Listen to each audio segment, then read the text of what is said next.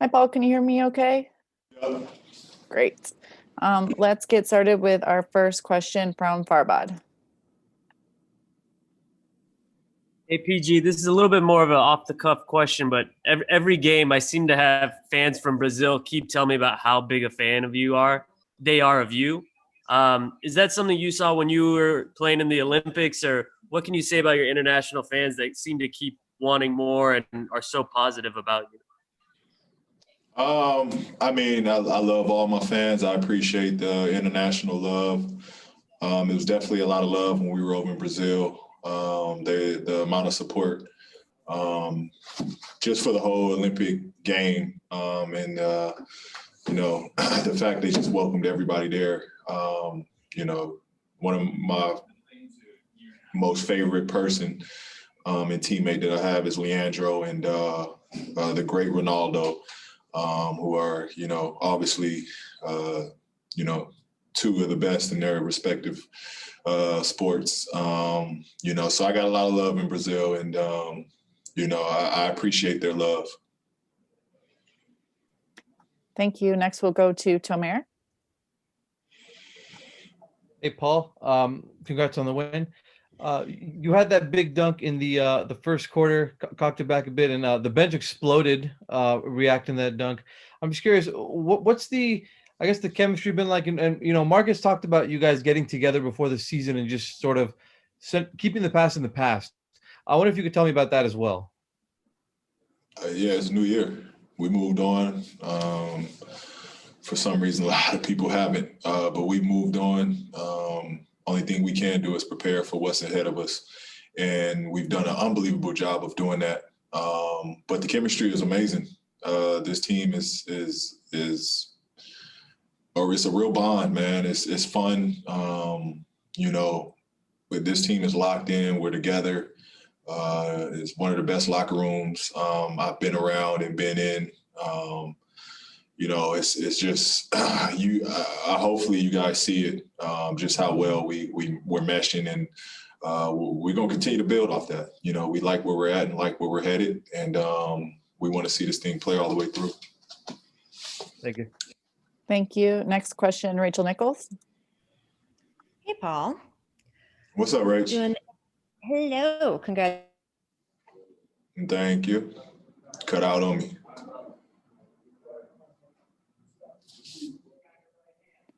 Rachel, we can't hear you. What game was it? What do you remember about it? Rachel, can you ask it one more time, please? Sure. Paul, I'm doing a project about Kobe, and I'm asking guys what they remember about the very first game they played against Kobe back in your rookie year. Do you remember what game it was? Do you remember how it felt to step on the court against him? Yeah. The very first time was actually here in LA. I think it was my second year. I didn't get to play in my first year, but my second year, I believe was the time. Yeah, it was my second year, and I got the opportunity. I was matched up with him. It was my assignment to guard Kobe, and it's the story I always tell. One of the greatest and funniest moments. Obviously having B. Shaw as an assistant, and B. Shaw's like jawing at him, egging him on, getting him riled up, talking mess from the bench. And, them two was going at it, Kobe and B. Shaw. And here I am in the middle while all of this is going on. And I just remember one possession down on their end in front of their bench. I was guarding him, and he got into his back down, his patent pump fake, and I went flying for it. A young guy trying to go block his shot. I went flying for it, and he caught me in the air. He gave me a little elbow, got past me and laid it up. And he ran down, specifically ran down to where B. Shaw was, and yelled at B. Shaw, check the young feather for feathers. And that was the first time, first moment of being on the court, guarding Cole. What was it like for you, who grew up in Palmdale and idolized him, to actually get to play against him? Oh, it was everything. It was everything at that moment. It was me and him. Nobody on that court mattered. Nothing else mattered. To me, it was me and him. I didn't have as many bullets to shoot than he did, but to me, it was like, this was the matchup I always wanted, and it was a chance for me to see him up close and just learn from him. So it was everything for me. It was everything for me. It was the best moment of my life as a professional basketball player. Awesome. Thanks, PG. Thanks, Paul. That's all we have time for tonight. Have a good one. Thank you, guys.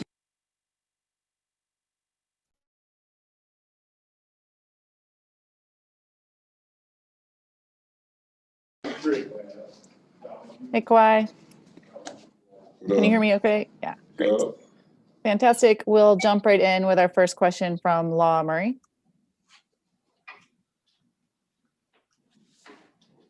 There you go. How you doing, man? I wanted to, first of all, congrats on the win tonight, but I wanted to ask, with MLK Day being tomorrow, what does that day mean to you? And how has that meaning changed, if at all, after the past year, where you had several moments where there was added attention to race and civil rights in the United States? I mean, it's a big deal. He did a lot for the country. Everybody knows that. And, for me, it's nothing added on to it. I feel like we got to educate ourselves on a lot of other people as well, other than just Martin Luther King. There's a lot of other, Black excellent people out there. And all we do is throw MLK, Rosa Parks, or, the names we always hear. But it's a lot of other great people that done things. But obviously, I love the day. It's good to have off. Probably read a quote about him and keep it moving from there. Thank you. Next, we'll go to Shane Young. Hey, Kawhi, congrats on the win. You're now shooting over 80% in the restricted area to begin the year. I'm wondering, do you feel like the increased spacing you have in these lineups helping you get cleaner looks near the rim? I'm just making shots right now. Like I said before, my teammates are doing a great job of being able to knock down a shot or just create offense out of the double team, and it does give me extra space. And also giving credit to T. with the offense. And everybody wants to get better, and you just want to keep moving. Next question, Cam Buford. Hey, Kawhi, you had a pretty big third quarter in there, 11 points, 5 assists. Will you talk about that third quarter, kind of your focus coming out of the halftime, and kind of push your team to excel in that second half? My focus was just trying to come out and, play defense and keep sharing the ball and just play to win. That's all I did. Things were able to open up for me and Paul in that third, and, just kept pushing. We said, they painted a triangle, like a two-man, pretty much zone, denying me and PG everywhere. I was giving my teammates wide open shots, and I just told them to keep shooting.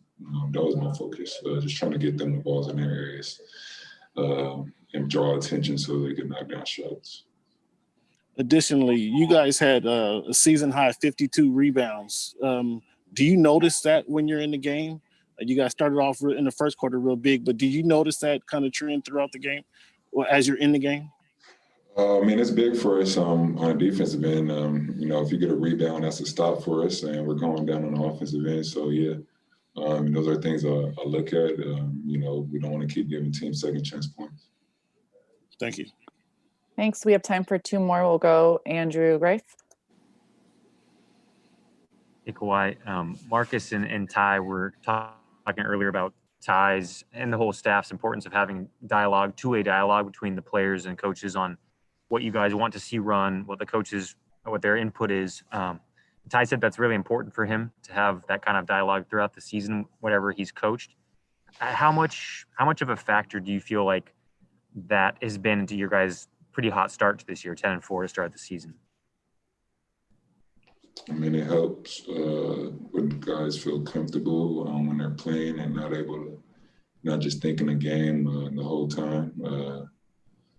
Yeah, I mean, it's early still. We still want to get better. We're not where we want to be. That's all I really got to say about it. How do you guys, when you guys have started out so well in a lot of respects, how do you guys guard against complacency? How do you guys keep pushing forward? How do we keep pushing forward? Yeah, how do you guard against complacency when you have started pretty well, and whether it's 3-point shooting or defense in a lot of respects? How do you guys guard against complacency? Because every game is 0-0. Clock start. Thank you. Last question, Rachel Nichols. Hey, Kawhi, I'm doing a project on Kobe Bryant, and I'm asking guys what they remember from the very first time they played him. I don't know if it was your rookie year or what game it was. What do you remember from that?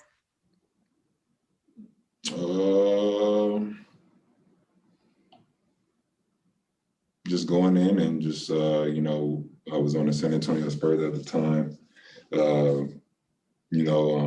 At that time, that was my matchup. Just going in the game focused, pretty much. Just dialed in, ready to guard them. And, that's pretty much it. Just not really nothing too big. I'm a competitor at that point. I'm trying to stop them. Trying to win the game. For a guy who grew up in Southern California, was there any larger than life feel of finally seeing this guy you had watched on TV on the court across from you? I mean, I can't even remember that time way back then. Like I said, the only thing I can remember is, me, before the game, pretty much watching his shots, just going out there focused, trying to win a basketball game. That's the only thing I could really remember. Then nothing really stand out in the game. I mean, obviously, he was a great player, got to his spots, made shots. But it wasn't nothing real significant that night, I don't believe. Thanks, Kawhi. Appreciate it. Thanks, Kawhi. Have a good night.